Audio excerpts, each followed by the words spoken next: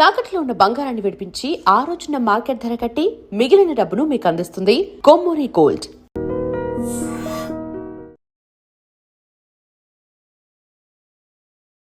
వాగర్థావివ సంపృక్తౌ వాగర్థ ప్రతిపత్తయే జగతః పితరౌ వందే పార్వతీ పరమేశ్వరౌ.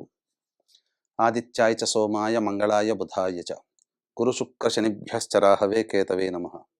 శృంగేరి జగద్గురు పీఠాధిపతులకి, కంచి పీఠాధిపతులకి నమస్కారములు తెలియచేసుకుంటూ కార్యక్రమాన్ని ప్రారంభిద్దాం.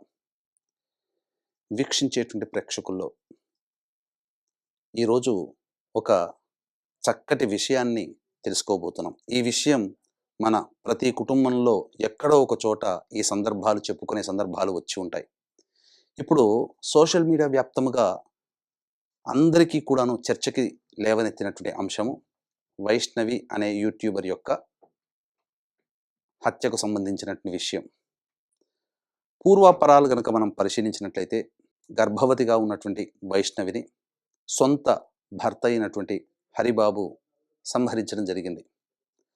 అంటే మనం గమనించుకున్నట్లయితే ఇది ఒక సైకో వ్యక్తిగా ఉన్నటువంటి వ్యక్తి సంహరించడమా, లేకపోతే కారణాలు ఏవైనప్పటికీ కూడా పరిస్థితులు అలా వచ్చుంటాయా, జాతకరీత్యా ఏవైనా దోష ప్రభావాలు అనేటువంటివి ఉన్నప్పుడు ఈ విధంగా జరుగుతాయా?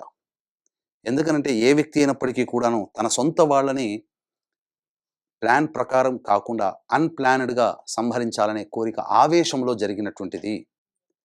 ఈ మధ్యకాలంలో మనం చూసినట్లయితే ఎంతోమంది భార్యలు తమ సొంత భర్తల్ని చంపుకుంటున్నారు, భర్తలు భార్యను చంపుకుంటున్నారు. కానీ ఇది ఒక ఆవేశములో తీసుకున్న అనాలోచిత నిర్ణయం వల్ల అమ్మాయి చిన్న పిల్లండి, 19 ఏళ్ళు కూడా లేవు, అది పైగా గర్భవతి కూడా, విచక్షణారహితముగా ఆయన సంహరించడం జరిగింది భర్త.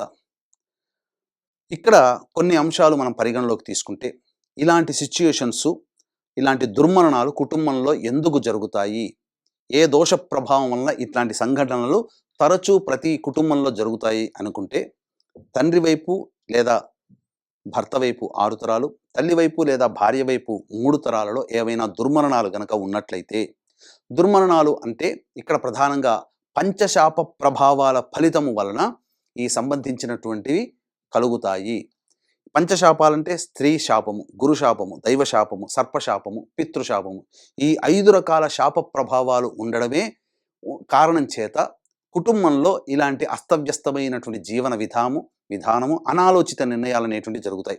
ఇంతకుముందు చెప్పుకున్నాం కదా, దుర్మరణాలు అనగా road accident, fire accident, suicide attempt, నదిలో బావిలో పడి చనిపోవడము, ఇంట్లోంచి వెళ్ళిపోవడం, లివర్ ఫెయిల్యూర్, కిడ్నీ ఫెయిల్యూర్, క్యాన్సర్తో చనిపోవడము, 60 సంవత్సరాల లోపల కుటుంబ సభ్యులు ఎలాగైనా హార్ట్ అటాక్తోనైనా ఎలాగైనా చనిపోయినా, లేదా 60 సంవత్సరాలు దాటినా కూడా ఇప్పుడు చెప్పబడినటువంటి కారణం చేత దుర్మరణాల చేత మరణించిన, పెళ్లి కాకుండా బ్రహ్మచారిగా కన్యగా మరణించిన, పిండ ప్రదానాలు కుటుంబంలో చేయలేకపోయినా, అలాగే ఏ కుటుంబంలోనైతే స్త్రీ హత్య, గోహత్య, బ్రాహ్మణ హత్య, పాముని చంపిన, పిల్లిని చంపిన, భ్రూణ హత్యలు జరిగిన, ఇవన్నీ కూడా పంచశాప ప్రభావాలు కుటుంబంలో ఉన్నట్టే లెక్క. దీని వలన అనేక అనాలోచిత నిర్ణయాలు కుటుంబంలో జరిగి ప్రాణాలు కోల్పోవలసినటువంటి పరిస్థితి వస్తుంది. అంటే మరి ఎవరి కుటుంబంలో జరిగాయండి? ఇద్దరి కుటుంబంలో, వైష్ణవి లేదా హరిబాబు కుటుంబంలో అంటే, వైష్ణవి తల్లి ఒక సందర్భంలో చెప్పింది, హరిబాబు వాళ్ళ సొంత తల్లి తన భర్తని ఆత్మహత్య చేసుకున్నట్టు చిత్రీకరించడము, లేకపోతే సంహరించి ఆ విధంగా అనగా హార్ట్ అటాక్తో పోయాడని చెప్పడం జరిగిందని అన్నారు. ఏమైతేనేమి హరిబాబు వాళ్ళ యొక్క తండ్రి 60 సంవత్సరాల లోపలే చనిపోయి ఉంటాడు. ఒక దుర్మరణం కుటుంబంలో మరొక మారు బలిని కోరుకుంటుంది. అందుకే ఆ స్థితి తండ్రి తరంలో జరిగింది, కొడుకు తరంలో తన సొంత భార్యకే జరిగింది. అది తన చేజేతులారా జరిగింది. ఇది శోచనీయమని చెప్పవచ్చు. అయితే ఇలాంటి స్థితి ప్రతి కుటుంబంలో ఉంటుందండి. ఎందుకనంటే నా దగ్గరికి ఒక భార్యాభర్తల అపాయింట్మెంట్ కోసం రావడం జరిగింది. మా పెద్దమ్మాయి సూసైడ్ చేసుకుందండి, మిగిలిన అమ్మాయినైనా జాగ్రత్తగా కాపాడుకుందామని కంటికి రెప్పలా కాపాడుకుంటే 6:30, 7 గంటల వరకు మాతోనే చక్కగా మాట్లాడుతూ ఉండి తను కూడా సూసైడ్ చేసుకుంది. ఇద్దరి పిల్లల జీవితానికి కారణం తెలవట్లేదండి. అంటే ఒక దుర్మరణము మారుబలిని కోరుకుంటుంది. కాబట్టి కేవలం మన కుటుంబంలో జరగలేదు, మన పెదనాన్నల కుటుంబంలో జరిగింది, బాబాయిల కుటుంబంలో జరిగింది, లేదా చిన్నతాత, పెదతాత, ముత్తాతల కుటుంబంలో జరిగింది, మనకు సంబంధం లేదు కదా అని మాత్రం ఏమాత్రం అనుకోకండి. దీన్ని ఎలా మనం గుర్తించాలి అనంటే, మనం కుటుంబంలో, బంధువులలో ఎవరైనా వ్యక్తి చనిపోతే మైల పట్టగలిగే బంధుత్వం ఉన్నంత వరకు ఈ యొక్క దోష ప్రభావం అనేటువంటిది ఆ కుటుంబాల్లో సంచరిస్తుంది.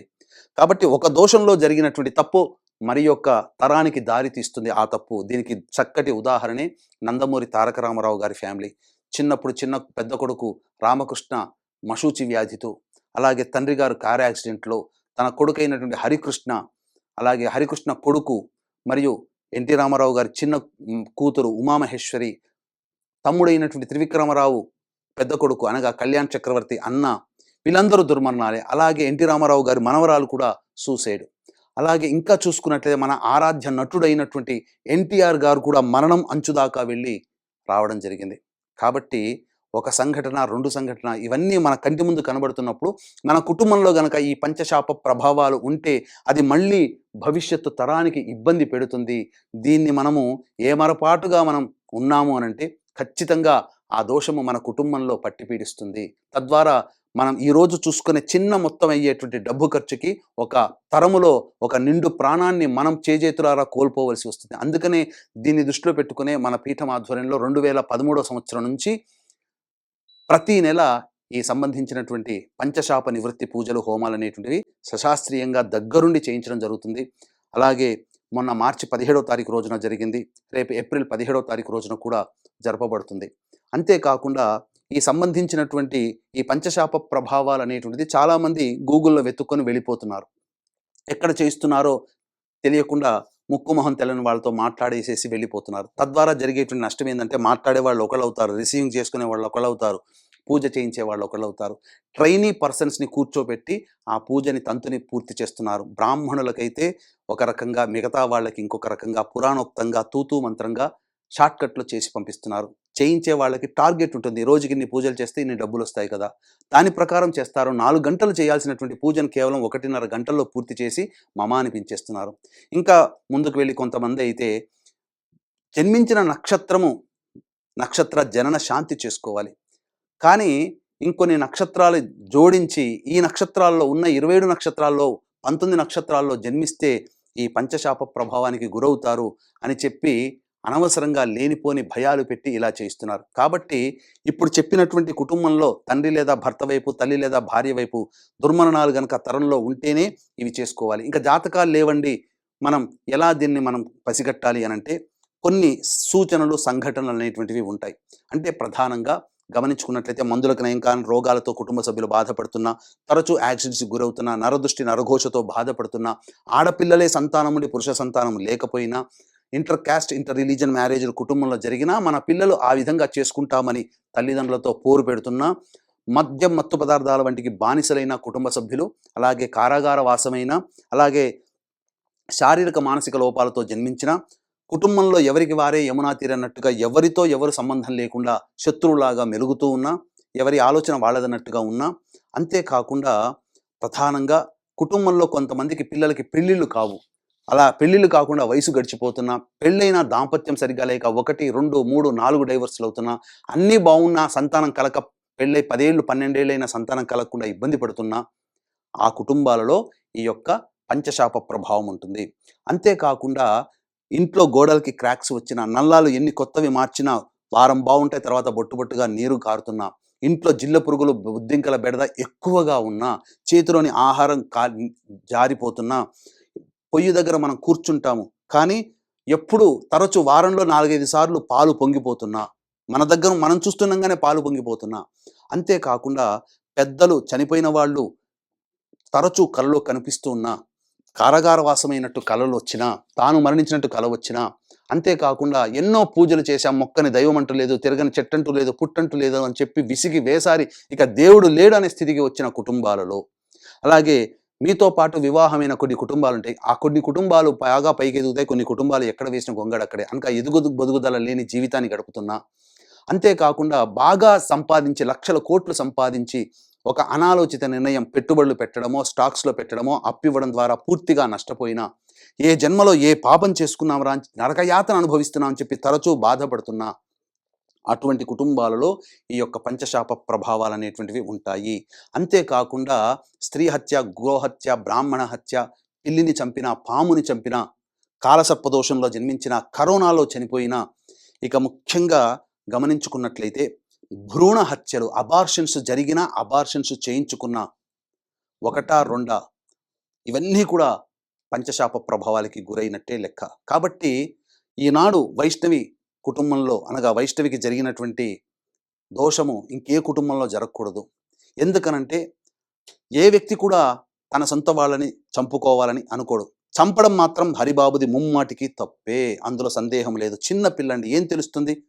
18 ఏళ్ళు 19 ఏళ్ళు అమ్మాయి కదా, ఏం తెలుస్తుంది? అందున గర్భవతి, తన రూపమే పెరుగుతుంది కదా. ఆ మాత్రం మమకారం లేకుండా, కనికరం లేకుండా, మనస్సుని రాయి చేసుకుని ఆగ్రహావేశంతో ఆ కట్టుకున్న భార్యని చంపడం అంటే ఎంత కిరాతకమైన మనస్సు రావాలి. ఆ మనస్సు రావాలంటే కూడా ఈ యొక్క వ్యక్తికి మరి చిన్నప్పటి నుంచి, పుట్టినప్పటి నుంచి పెరిగినటువంటి వాళ్ళు పెళ్లి చేసేటప్పుడు ఆ వ్యక్తి ఎటువంటి వాడని విచారించి చేసి ఉంటారు కదా. పైగా ఈ హరిబాబు అనే వ్యక్తి వెంటబడి వేధించి పెళ్లి చేసుకుంటాను, లేకపోతే చచ్చిపోతా అని చెప్పి ఆ విధంగా పెళ్లి చేసుకొని ప్రాణప్రదంగా చూడాల్సినటువంటి భార్యని ఇంత కర్కశంగా చంపడానికి గల కారణము ఏ రకమైనటువంటి గ్రహ ప్రభావాలని అనుకుంటారా? ఇది ఆ కుటుంబంలో అంతకుముందు జరిగినటువంటి దుర్మరణాలు ఈ విధంగా మారుబలిని కోరుకోవడం వల్ల జరుగుతాయి.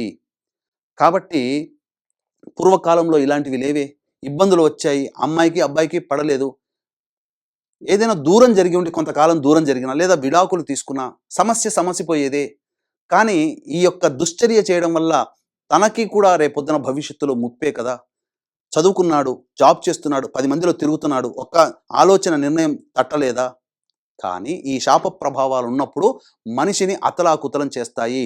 అన్నీ నోటి దాకా వచ్చి వెనక్కి వెళ్ళిపోతుంటాయి. ఏ సమస్య అయినా కానీ సమస్య తీరుతున్నట్టుంటుంది, సమస్య తీరదు. కాబట్టి ప్రధానంగా ఇక్కడ గమనించాల్సినటువంటి అంశం ఏంటంటే, వీక్షించేటువంటి ఐ డ్రీమ్ ప్రేక్షకులు కూడా ఈ పంచశాప ప్రభావాలు లేవనుకోండి, మనిషికి ఆలోచన వస్తుంది, నేను కొద్దిగా దూరంగా జరిగితే పోతుంది, లేదా అక్కడ సమయంలో కొట్లాడే సమయంలో బయటికి వెళ్ళిపోతే సమస్య పూర్తిగా సమసిపోయేది. కానీ ఆ శాప ప్రభావం ఉన్నప్పుడు ఆ విధంగా జరగనివ్వదు, నాశనాన్ని కోరుకుంటుంది, దుర్మరణాలు. కాబట్టి వీక్షించేటువంటి ఐ డ్రీమ్ ప్రేక్షకులు దయచేసి మీ కుటుంబంలో ఇలాంటివి ఉన్నాయనంటే ఖచ్చితంగా పంచశాప ప్రభావాలకు గురైనట్టే. మీరు ఎన్ని ప్రయత్నాలు చేసినా మీ సంకల్పం దగ్గర దాకా వచ్చి వెనక్కి వెళ్ళిపోతుంది. నా దగ్గరకు ఒక వ్యక్తి అపాయింట్మెంట్ కోసం వచ్చాడండి. నేను గవర్నమెంట్ జాబ్ కోసం ప్రయత్నం చేస్తున్నాను, 4 సార్లు నేను గవర్నమెంట్ జాబ్కి ఇంటర్వ్యూలో పోయింది, సెలక్షన్ అయ్యాను, ఇంటర్వ్యూ దాకా వచ్చి ఇంటర్వ్యూలో పోయింది. ఆ యొక్క జాతకం చూసినప్పుడు ఈ పంచశాప ప్రభావాలు ఉన్నాయి. ఒక్కసారి కనుక ఈ సంబంధించినటువంటి నివృత్తి చేసుకుని ఉంటే 2 సార్లు పోనీయండి, 3-4 ఇంటర్వ్యూలను సెలెక్ట్ అయ్యి ఆనందకరమైన జీవితం. అంటే ఒక అదృష్టం దగ్గర దాకా వచ్చి వినియోగించుకోలేకపోవడానికి గల కారణం ఈ పంచశాప ప్రభావాలు. ఈ పంచశాప ప్రభావాల నివృత్తి జరిపించుకున్న తర్వాత చాలామంది కుటుంబాలలో సంతానవంతులైన వాళ్ళు ఉన్నారు, పెళ్ళిళ్ళైన వాళ్ళు ఉన్నారు, ఆస్తిపాస్తుల గొడవలు అన్నీ కూడా సద్దుమణిగి చక్కగా ప్రశాంతంగా ఎవరికి వారు విభజన పాలు చేసుకున్న వాళ్ళు ఉన్నారు. అనేక సమస్యల నుంచి బయటపడి ప్రశాంతమైనటువంటి జీవితాన్ని గడుపుతున్న వాళ్ళు ఉన్నారు. ముఖ్యంగా చాలామంది, వేల మంది చేయించుకున్న తర్వాత వాళ్ళు చెప్పినటువంటి ఒకే ఒక అంశం, మాలో ఏదో ఒక బరువు తీరిపోయింది, ముందుగా మేము ప్రశాంతంగా ఉన్నాం, అదొక్కటి చాలండి. ఈ కలియుగంలో ఇప్పటి పరిస్థితుల్లో మానవులు ప్రశాంతంగా జీవించాలంటే ఈ యొక్క పంచశాప ప్రభావాలు అనేటువంటివి ఉండకూడదు. అందుకనే ప్రధానంగా ప్రతి నెల మన పీఠం ఆధ్వర్యంలో ఈ యొక్క పంచశాప ప్రభావాల దోష నివారణకి జరిపించడం జరుగుతుంది. రేపు ఏప్రిల్ 17వ తారీఖు రోజున కూడా జరపబడుతుంది. అవకాశం ఉన్నటువంటి వాళ్ళు కార్యక్రమంలో కనిపించే నెంబర్కి కాంటాక్ట్ చేసి పూర్తి వివరాలు తెలుసుకోండి. మధ్యవర్తులని, అలాగే ప్రకటనలని చూసి, మా ప్రసార మాధ్యమంగా వచ్చే ప్రకటనలని చూసి, యాడ్స్ని చూసి భయపెట్టేటువంటి వాళ్ళని చూసి మోసపోకండి. ధైర్యంగా ఉండండి. ఒక్కసారి పరిహారం చేసుకుంటే చాలు, మీ జీవితం అంతా కూడా ఆనందకరమైనటువంటి జీవితాన్ని పొందుతారు అని చెప్పడంలో ఏమాత్రం సందేహం లేదు. ఇక రాలేని వాళ్ళ కోసం బ్రాహ్మణుని కర్తగా పెట్టి కూడా చేయించడం జరుగుతుంది. స్వయంగా రాలేని వాళ్ళు, అనారోగ్య పరిస్థితులు, విదేశాల్లో ఉన్నటువంటి వాళ్ళు, ముఖ్యంగా ఈ యొక్క పంచశాప ప్రభావాన్ని జరిపించుకున్న తర్వాత ఎంతోమందికి H1B వీసాలు కూడాను శాంక్షన్ అయిన సంఘటనలు ఉన్నాయి. కాబట్టి ఇటువంటి అవకాశాన్ని అందరూ వినియోగించుకోండి. కేవలం వైష్ణవి, హరిబాబుకు సంబంధించినదే కాకుండా ప్రతి కుటుంబంలో ఇలాంటి దుర్మరణాలు ఎక్కడో ఒక చోట ఉంటుంటాయి. సర్వసాధారణమైనటువంటి ఈ కాల పరిస్థితుల్లో ప్రతి వాళ్ళు చేయించుకోదగినటువంటి పరిహారము ఈ పంచశాప నివృత్తి హోమం అని చెప్పడంలో ఏమాత్రం సందేహం లేదని చెప్పవచ్చు. సర్వం శ్రీ ఉమామహేశ్వర పరబ్రహ్మార్పణమస్తు.